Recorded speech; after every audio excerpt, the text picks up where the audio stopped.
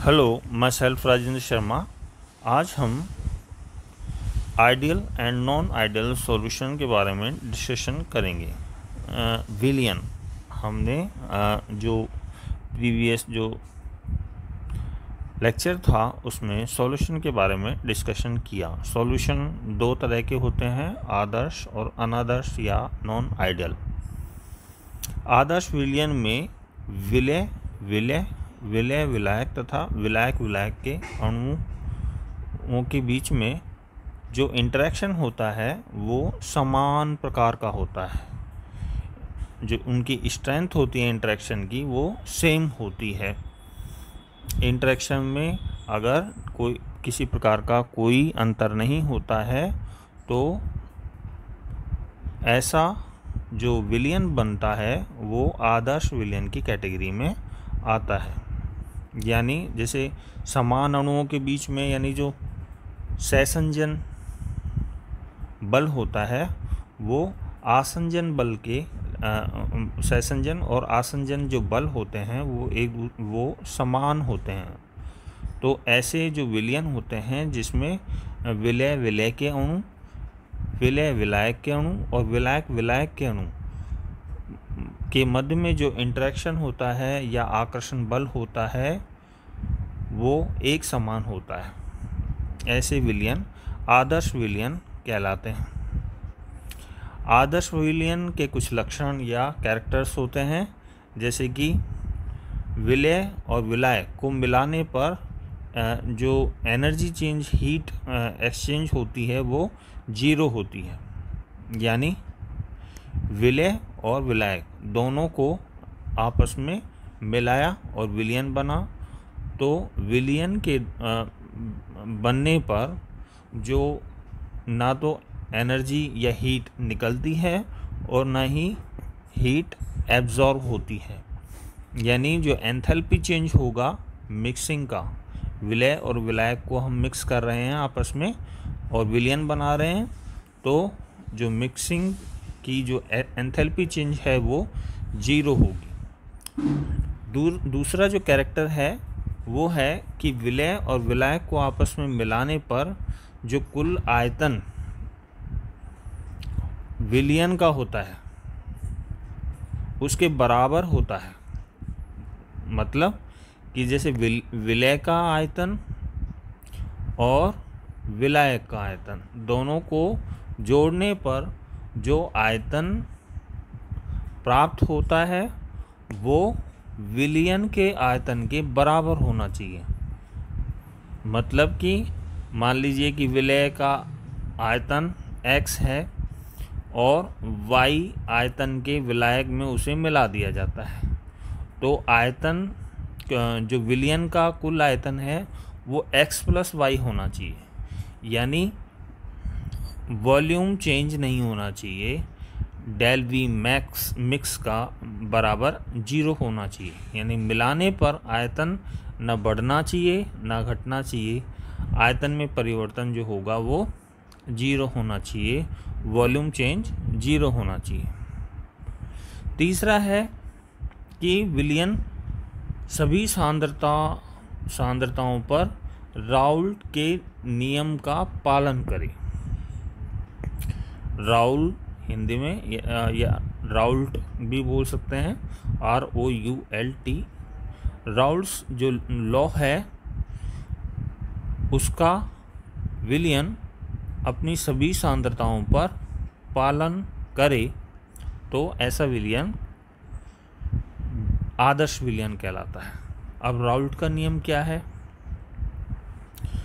Raoult का नियम वाष्प दाब से विलियन का जो वाष्प दाब है उस पर बेस्ड है। राउल्ट का नियम फॉलो होता है जब विलय भी वाष्पशील हो और विलायक भी वाष्पशील हो। यानी राउल्ट का नियम के अनुसार विलय भी वाष्पशील होना चाहिए और विलायक भी वाष्पशील होना चाहिए। तो विलय का एक वाष्प दाब होगा और विलायक का एक वाष्प दाब होगा। जैसे कि मान लीजिए कि कोई हमने विलियन बनाया, जिसमें ए और बी दो घटक हैं, दोनों को मिक्स करके विलयन बनाया है। दोनों वाष्पशील द्रव हैं। मान लीजिए कि ए का आंशिक दाब PA है और बी का आंशिक जो दाब है वो PB है। तो विलयन का कुल वाष्प दाब, टोटल जो वेपर प्रेशर होगा, अगर वो P है तो P बराबर PA प्लस PB, यानी विलयन का वाष्प दाब द्रव A के आंशिक दाब और द्रव B के आंशिक दाब के योग के बराबर होना चाहिए, न कम न ज़्यादा, बराबर होना चाहिए। ये ही राउल्ट का नियम है।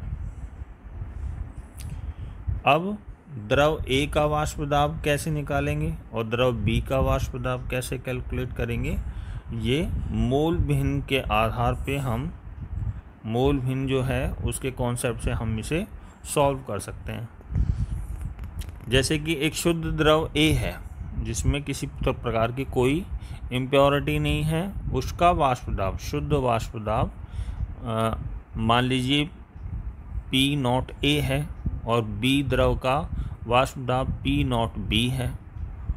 तो विलयन में जो द्रव A है उसका आंशिक दाब होगा शुद्ध द्रव यानी PA0 का आंशिक दाब इंटू मोल भिन्न, विलयन में द्रव A की मोल भिन्न, विलयन में द्रव A की मोल भिन्न XA, और द्रव B का आंशिक दाब होगा शुद्ध द्रव का आंशिक दाब P0B इंटू विलयन में द्रव B की मोल भिन्न यानी XB।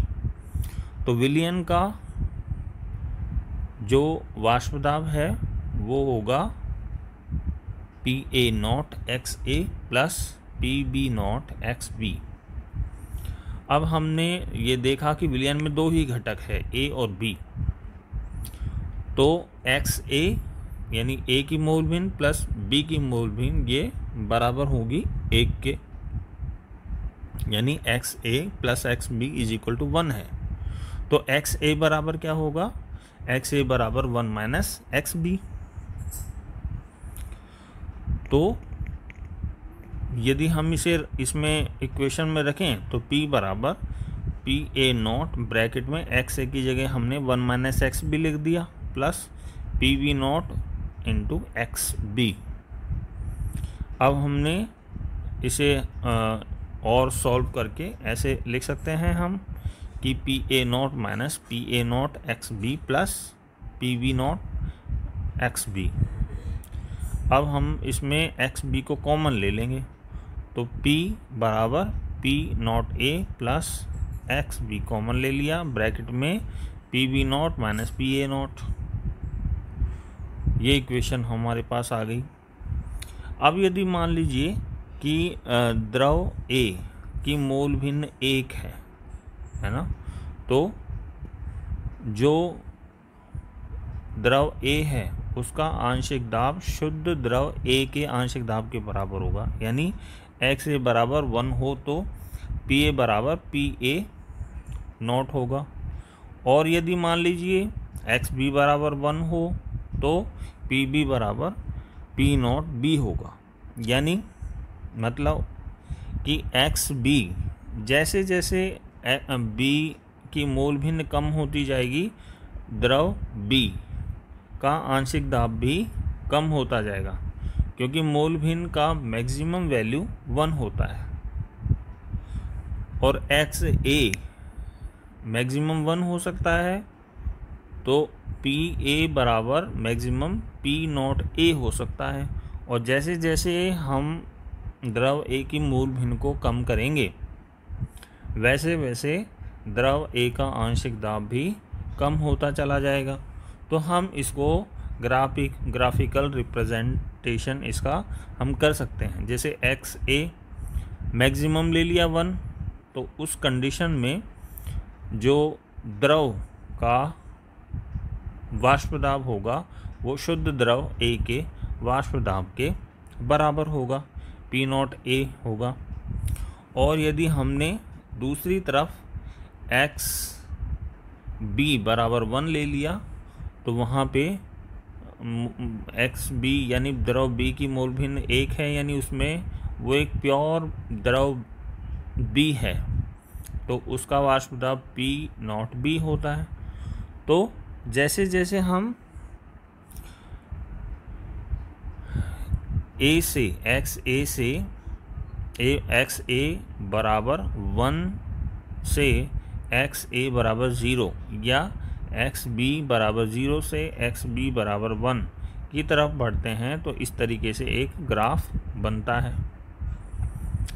जो डॉटेड लाइन है वो द्रव एक तो दर्शाती है द्रव A के आंशिक दाब को, और दूसरी डॉटेड लाइन जो है वो द्रव B के आंशिक दाब को दर्शाती है, जबकि एक स्ट्रेट लाइन जो है वो विलयन के वाष्प दाब को दर्शाती है, यानी विलयन का वाष्प दाब P बराबर A का आंशिक दाब द्रव A का आंशिक दाब प्लस द्रव B का आंशिक दाब।